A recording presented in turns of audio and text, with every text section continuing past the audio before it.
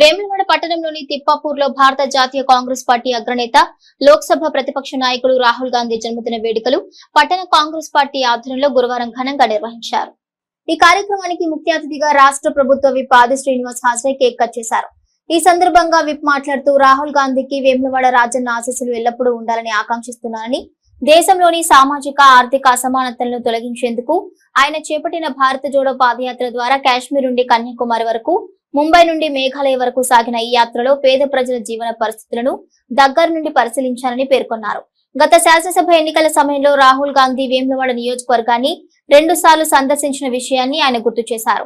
మేడిపల్లి మండల కేంద్రంలో road show, Vemulawada పట్టణంలో ఎన్నికల ప్రచారంలో పాల్గొని నన్ను గెలిపించేందుకు తెలంగాణలో కాంగ్రెస్ అధికారంలోకి రావడానికై ప్రజలకు చైతన్యం కలిగించారని తెలిపారు. అలాగే రాహుల్ గాంధీ ఆశీస్సులతో తెలంగాణలో సీఎం రేవంత్ రెడ్డి నాయకత్వంలో కాంగ్రెస్ ప్రభుత్వం ప్రజలకు ఇచ్చిన హామీలను ఒక్కొక్కటిగా అమలు చేస్తూ ముందుకు సాగుతోందని అన్నారు. దేశవ్యాప్తంగా కులగణన చేపట్టాలన్న రాహుల్ సంకల్పానికి అనుగుణంగా తెలంగాణలో కులగణన ప్రారంభించామని, కామారెడ్డి డిక్లరేషన్ లో ఇచ్చిన హామీ మేరకు బీసీలకు రిజర్వేషన్ల అమలుకు చర్యలు చేపట్టాలని వివరించారు. ఈ కార్యక్రమంలో పట్టణ అధ్యక్షుడు చంద్రగిరి శ్రీనివాస్, కాంగ్రెస్ పార్టీకి చెందిన పలువురు నాయకులు, కార్యకర్తలు పాల్గొన్నారు. ఎందుకనంటే గరీబీ హటో అనే దాని మీదనే పాదయాత్ర చేసిండు రాహుల్ గాంధీ. దాని గురించి ఇప్పుడు మన కులగణన, జనగణన అనేది మన బీజేపీ ప్రభుత్వం వాళ్ళు కూడా ప్రవేశపెట్టారు. ఈ సందర్భంగా రాహుల్ గాంధీ ఇంకెన్నో పుట్టినరోజులు జరుపుకోవాలని ఆ రాజరాజేశ్వర స్వామి వారిని కోరుకుంటున్నారు. వేములవాడ నియోజకవర్గ ఎమ్మెల్యే గారు శ్రీన గారు హాజరై కేక్ కట్ చేసినందుకు వారికి మేము మా పట్టణ కాంగ్రెస్ రుణపడి ఉంటాం.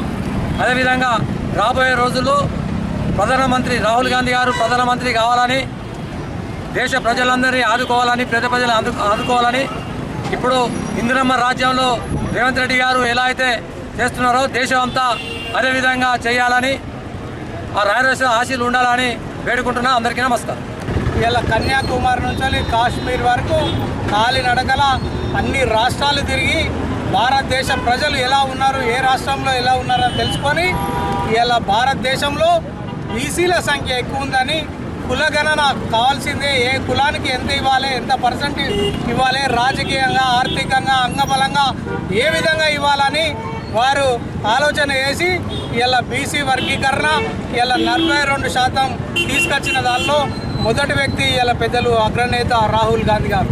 ఇలా భారతదేశ ప్రజలు చూస్తున్నారు, భారతదేశంలో ఇలా ప్రధానమంత్రిగా రాహుల్ గాంధీ వస్తే బడుగు బలహీన వర్గాలు, పేద ప్రజలు అభ్యున్నతి కోసం పనిచేసే మహోన్నత వ్యక్తి, ఆ కుటుంబం నుంచి వచ్చిన వ్యక్తి కానీ తప్పకుండా రాబోయే రోజుల్లో ప్రధానమంత్రిగా చూడాలని భారతీయ ప్రజలు చూస్తున్నారని కూడా మనవి చేయొచ్చు. శ్రీ రాహుల్ గాంధీ గారి పుట్టినరోజు సందర్భంగా వేములవాడ పట్టణంలో మరి వారికి శుభాకాంక్షలు చెప్పేటువంటి కార్యక్రమం కేకును కట్ చేసి దక్షిణ కాశీగా పేరుగాంచినటువంటి వేములవాడ శ్రీ రాజరాజ స్వామి ఆశీస్సులు శ్రీ రాహుల్ గాంధీ గారికి అందాలని భగవంతుడు ప్రార్థిస్తూ ఇలాంటి పుట్టినరోజులు మరెన్నో జరుపుకోవాలని రాహుల్ గాంధీ గారికి ఈ ప్రాంత ప్రజల పక్షాన శుభాకాంక్షలు తెలియజేస్తూ, ఆయా రాష్ట్రాల్లో ప్రజల మధ్యలో ఉన్న సమతుల్యతను, వివక్షతను, అసమానతను తొలగించడానికి కోసం